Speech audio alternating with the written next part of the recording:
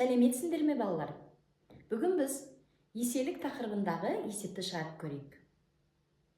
Бірінші есеп. Інісінде 80 теңге бар.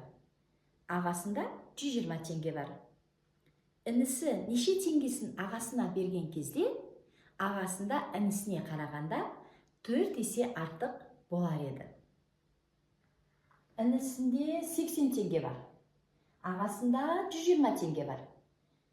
Інісі ағасына неше теңгені берген кезде, ағасында інісіне қарағанда 4 есе артық болар еді деп айтты. Ал енді біз інісінің ақшасын ағасына бергеннен кейінгі ақшасын бір бөлік деп аламыз. Бір бөлігіміз мынау інісінің ақшасы. Ал енді ағасына ол ақшасын бергеннен кейін ағасында осыдан 4 есе артық ақша болу керек. Міне, осынша 4 есе артық ақша болу керек ағасында. Осыны табу үшін біз бөліктерді қосамыз. Және барлық ақшаны қосып, сол бөліктердің санына бөліп, кіші бөлікті анықтап алайық. Біз ол үшін мына жерде 120 теңгеге 80 теңгені қосамыз. Одан кейін осы барлық ақшаны бөліктердің санына бөлеміз. Бізде бөліктер 5-еу, 1 және 4. 1 қосу 4 бөлік. Тең. Мына жерде бізде 200 шықты. 200-ді біз 5-ке бөлеміз. 200-ді 5-ке бөлсек, сонда бізде 40 болады. Бұл 40 теңге інісінде қалған ақша. Сонда ол бастапқы 80 теңгеден өзінде 40 теңгені қалдырған болса, ағасына сонда қанша теңге бергенін таба аламыз. Сонда ол 40 теңге өзінде қалса, ағасына 40 теңгені берген. Ал тексеріп көрейік.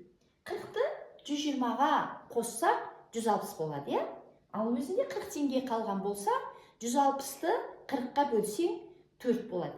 Демек, ағасында інісіне қарағанда 4 есе артық болды. Екінші есеп. Еселікке байланысты екінші есеп. Тік төртбұрыш тәрізді гүлзардың периметрі 32 метр. Егер гүлзардың ұзындығы енінен 3 есе артық болса, онда гүлзардың ауданы қанша? Гүлзардың периметрі белгілі. Бізден гүлзардың ауданын сұрайды. Гүлзардың ауданын табу үшін біз ұзындығы мен енін тауып алайық. Ал ұзындығы енінен 3 есе артық деп тұр. 3 есе ұзын деп тұр. Бөліктерге бөлу арқылы тауып аламыз. Мынау бізде 32 метр бұл периметр еді, Бұл периметр. Ал енді бізден ауданды сұрап тұр.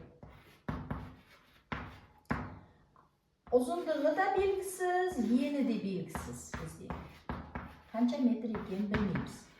Бірақ біз білеміз, ұзындығы енінен 3 есе артық екенін білеміз біз. Ұзындығы енінен 3 есе артық. Алдымен біз жарты периметрді тауып алсақ, сол кезде біз оның ұзындығы мен енін таба аламыз. Неге біз ол жарты периметрді табуымыз керек? Себебі ұзындығы мен енін қоссақ, жарты периметр шығар еді. Ол үшін біз 32-ні 2-ге бөлеміз. Сонда жарты периметріміз 16 метр екен, Ал енді 16 метр деген қайдан шықты? 16 метр мына ұзындығы мен енін қосқанда шықты. Олай болса, ұзындығы енінен 3 есе артық болса, мынау ені, ал мынау одан 3 есе артық болып тұрған оның ұзындығы. Сонда біз мына жерде бөліктерді тауып алдық. Бұл жерде бөліктер бір бөлік болса, мына жақта 3 бөлік бар, Ал енді біз 16 метрді 1 қосу 3 бөлікке бөлеміз. Сонда 4 метр шығады. Бұл гүлзардың ені. Ал ені 4 метр болса, ұзындығы онда 4 метрді біз 3-ке көбейтсек, 12 метр екенін білеміз. Міне, Гүлзардың ұзындығы 12 метр. Міне, 12 4-тен 3 есе артық. 12-ні 4-ке бөлсек 3 шығады. Бізге ауданын табуға болады. Ауданын табу үшін ұзындығын еніне көбейтеміз. 12 метрді 4 метрге көбейтсек, 48 метр квадрат шығады. Гүлзардың ауданы 48 метр квадрат. Дәл осылай келесі есептерді шығаруды ұсынамын. Қарындасында 70 теңге бар, ағасында 80 теңге бар. Ағасындағы ақша қарындасына қарағанда 2 есе артық болу үшін қарындасы ағасына неше теңгесін беру керек? Тағы бір есеп. Тік төртбұрыштың бір қабырғасы екіншісінен 4 есе артық. Тік төртбұрыштың периметрі 60 метр болса, онда оның ауданы қаншаға тең? Есептерді шығарып, комментарийге жаз.